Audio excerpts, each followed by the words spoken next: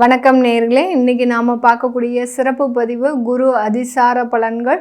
குரு பகவான் மிதுன ராசியிலிருந்து கடக ராசிக்கு உச்சம் பெற்று 18ஆம் தேதி அக்டோபர் மாதம் அதிசாரம் பெற்று பயிற்சியாகிறார். இது கிட்டத்தட்ட 48 நாட்களுக்கு, அதாவது டிசம்பர் மாதம் 4ஆம் தேதி வரைக்கும் தான் அந்த கடக ராசியில் இருக்க போகிறார். மறுபடியும் உங்களுக்கு மிதுன ராசிக்கு வருவார். அதனால இந்த காலகட்டத்தில் மீன ராசி அன்பர்களுக்கு எந்த மாதிரியான மாற்றங்கள் இருக்க போகுது? மீன ராசிக்கு அதிபதியே குரு பகவான் தான். அவர் 4ஆம் இடத்திலிருந்து 5ஆம் இடத்திற்கு உச்சம் பெற்று போகிறதுனால என்னென்ன மாற்றங்கள் கிடைக்க போகுது அப்படின்றத இந்த பதிவில் நம்ம தெளிவாக பார்க்க போகிறோம். கடைசி வரைக்கும் இந்த பதிவை ஸ்கிப் பண்ணாமல் பாருங்கள். உங்களுடைய ஃப்ரெண்ட்ஸ் அண்ட் ரிலேட்டிவ்ஸ்க்கு ஷேர் பண்ணுங்கள். இந்த சேனலை முதல் முறையாக பார்க்குறீங்க அப்படின்னா சப்ஸ்கிரைப் பண்ணிக்கோங்க. பெல் பட்டனில் ஆல் ஆப்ஷன் சூஸ் பண்ணிக்கோங்க. மீன ராசி என்பர்கள் காலபுருஷனுக்கு 12ஆம் இடம் மீன ராசி விரயஸ்தானம்னு சொல்லுவோம். 12ஆம் இடம்ன்றது விரயஸ்தானம். எப்போதுமே கையில் காசு தங்கவே தங்காது. இந்த மீன ராசி என்பர்களுக்கு ஒரு 10 ரூபாய் வச்சுருந்தா கூட அந்த 10 ரூபாயை முழுமையாக கரைச்சிட்டு வீட்டுக்குள்ளே வர்றவங்க தான் இந்த மீன ராசி என்பர்கள். ஆனாலும் பணப்புழக்கம்ன்றது கண்டிப்பாக இவர்களுக்கு இருந்துக்கிட்டே இருக்கும். அந்த 10 ரூபாயை கரைச்சிட்டு உள்ளே வரும்போதே இன்னொரு 50 ரூபாய் இவங்க கைக்கு வந்துடும். அந்த அளவுக்கு அந்த குருவினுடைய ஸ்தானம்ன்றது மிக சிறப்பாக செயல்படக்கூடிய ஒரு ராசி தான் இந்த மீன ராசி. அதிகப்படியான சொத்துக்களையும் வாங்குவாங்க. அதிகப்படியாக சொத்துக்கள்னால ஏமாறக்கூடியவர்களும் இந்த மீன ராசி என்பர்கள் தான். அந்த விரயஸ்தானம் அந்த அளவுக்கு அந்த சொத்துக்கள் மூலமாக ஏமாற்றங்களை கொடுக்கும். இந்த மீனராசி என்பர்கள் எப்போதுமே பார்த்தீங்கன்னா எந்த விதமான ஒரு சொத்துக்களும் இல்லாமல், எந்த விதமான ஒரு ப்ராப்பர்ட்டியும் இல்லாமல் இருந்தாங்கன்னா ரொம்ப சந்தோஷமாக இருப்பாங்க. அதே சமயம் சொத்துக்களோ ஏதோ இருந்தது அப்படின்னா ஒரு மன நிம்மதி இல்லாத ஒரு சூழ்நிலையிலேயே இருக்கக்கூடியவர்கள். எதுவுமே இல்லாமல் நிம்மதியாக இருக்கிறது தான் எங்களுக்கு பிடிச்சிருக்கு அப்படின்னு அதிகப்படியாக விரும்பக்கூடியவர்கள். அதுதான் அந்த 12ஆம் இடம். அதாவது அயன சயன ஸ்தானம் சொல்கிறது. எதுவுமே இல்லாமல் நிம்மதியாக தூங்கணும். இதை தான் இவர்கள் இந்த மீனராசி என்பர்கள் விரும்புவார்கள்.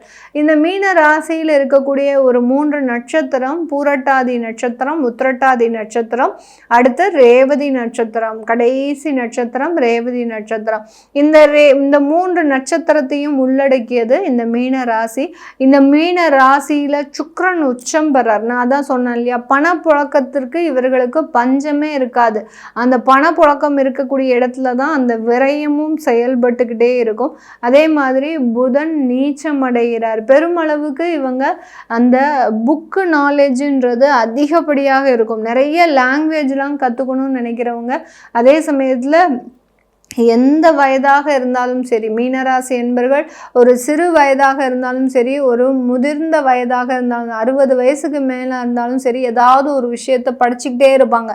நம்ம நாலேஜை கேதர் பண்ணிக்கிட்டே இருக்கணும் அப்படின்ற மாதிரியான விஷயங்களில் அதிகமான நாட்டம் அதிகமாக இருக்கும். அதை தான் அங்கே புதன் நீச்சம் அடையும் போது அதிகப்படியான ஒரு ஈடுபாட்டை அந்த நாலேஜ் திறமையில் அதிகப்படியாக இருக்கும். திறமைகள் இருந்தும் அதை யூஸ் பண்ணாதவங்க நம்ம மீனராசி என்பர்கள் தான். இப்படிப்பட்ட இந்த மீனராசி என்பர்களுக்கு புதன், அதாவது குருவாகப்பட்டவர் 5ஆம் இடத்துல உச்சம் பெற்று அதிசாரம் பெறுகிறார்.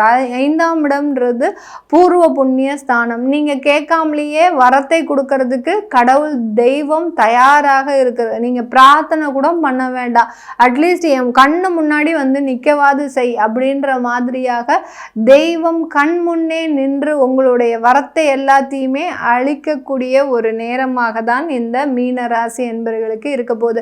அப்போ இந்த மீனராசி என்பர்கள் இந்த காலகட்டம் என்ன செய்யணும்? இதுலேயே மறைமுகமான பதில்கள் அதிகமாக இருக்கு. இந்த மீனராசி என்பர்களுக்கு நீங்க அதிகப்படியாக கோயில்களுக்கு செல்லணும், அதிகப்படியான ஒரு பிரார்த்தனைகளை வைக்கணும். ஏன்னா அதிகப்படியான பிரச்சனைகள்ல இருக்கிறீங்க. ஜென்ம சனி, 7.5 சனி, சனி வக்ரமாக இருக்கிறார். அடுத்து உங்களுடைய 12ஆம் இடத்துல ராகு பகவான் இருக்கிறார்.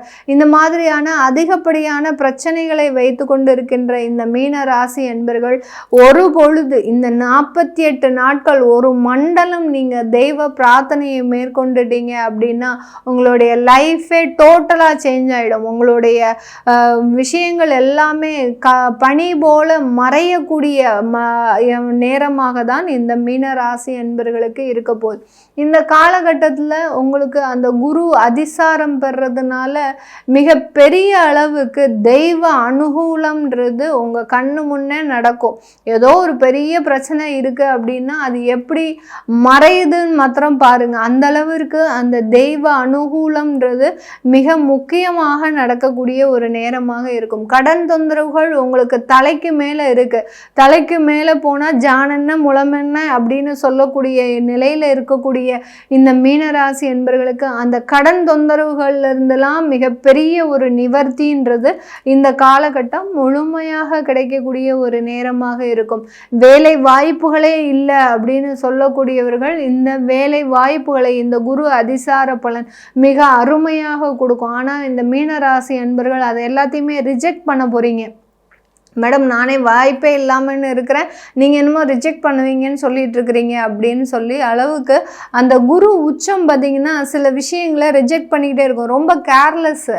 உங்களால் இந்த வேலையை செய்ய முடியும் அப்படின்னு நினச்சா கூட அதை செய்யாமல் தட்டி கழிக்கக்கூடிய ஒரு நேரமாக தான் இந்த மீன ராசி என்பவர்களுக்கு இருக்க போது. வெளிநாட்டில் இருக்கக்கூடியவர்களுக்கு நல்ல வருமான வளர்ச்சி, நிறைய இடத்துல இன்வெஸ்ட்மெண்ட் பண்ணக்கூடிய ஒரு நேரம். நீங்கள் ஒரு இடத்துல வேலை பார்த்துட்டு இருக்கிறீங்க அப்படின்னா உங்களுடைய பார்ட்னர்ஸாக நீங்கள் ஒரு கம்பெனியில் ஒரு பார்ட்னர்ஸாக போய் சேர்றதுக்கும் ஒரு டைரக்டர் லெவலில் உங்களுக்கு அந்த இடத்துல ஒரு உத்தியோகத்தை அந்தஸ்து கிடைப்பதற்கும் உண்டான முழு பாக்கியத்தையும் இந்த குரு அதிசார பலன் முழுமையாக கொடுக்கக்கூடிய ஒரு தருணமாக இருக்கும். இந்த மீன ராசியில் இருக்கக்கூடிய பூரட்டாதி நட்சத்திர அன்பர்களுக்கு இவர்களினுடைய தொழிலில் மிகப்பெரிய ஒரு முன்னேற்றம் கிடைப்பதற்குண்டான ஒரு நேரமாக இருக்குது. ஏன்னா மீன ராசிக்கு 10ஆம் இடத்திற்குரியவரும் அந்த குரு பகவான். அதனால பூரட்டாதி நட்சத்திர அன்பர்களுக்கு தொழில் ரீதியான முன்னேற்றம் அதிகப்படியாக இருக்கும். உத்திரட்டாதி நட்சத்திர அன்பர்களுக்கு இந்த காலகட்டம் வருமான உயர்வு, ப்ரமோஷன், அரசாங்க உத்தியோகத்தில் நல்ல ஒரு டிரான்ஸ்ஃபர்மேஷன், ஒரு பெரிய அளவுக்கு ஒரு கவர்மெண்ட்ல நீங்கள் தான் நல்ல ஒரு சிறப்பான ஒரு அந்தஸ்தை அடையக்கூடிய அளவிற்கு சில அவார்ட்ஸ் எல்லாம் உங்களை தேடி வருவதற்குண்டான ஒரு நேரமாக இருக்கும்.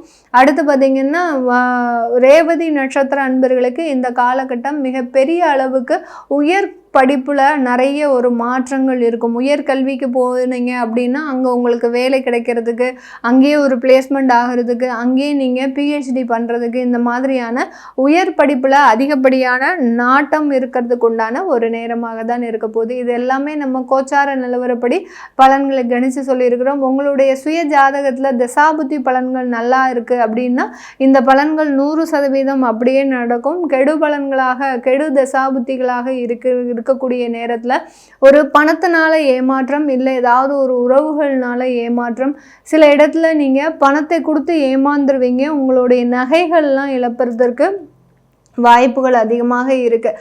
அதனால் கெடுதலான தசாபுத்தி இருக்கா இல்லையா அப்படின்றத நீங்கள் கீழே இருக்கிற நம்பருக்கு நீங்கள் வாட்ஸ்அப்பில் அப்பாயின்மெண்ட் வாங்கிக்கிட்டு நீங்கள் என்கிட்ட கன்சல்ட் பண்ணிக்கலாம். உங்களிடமிருந்து விடைபெறுவது உங்கள் ஆஸ்ட்ரோ பூர்ணா. நன்றி, வணக்கம்.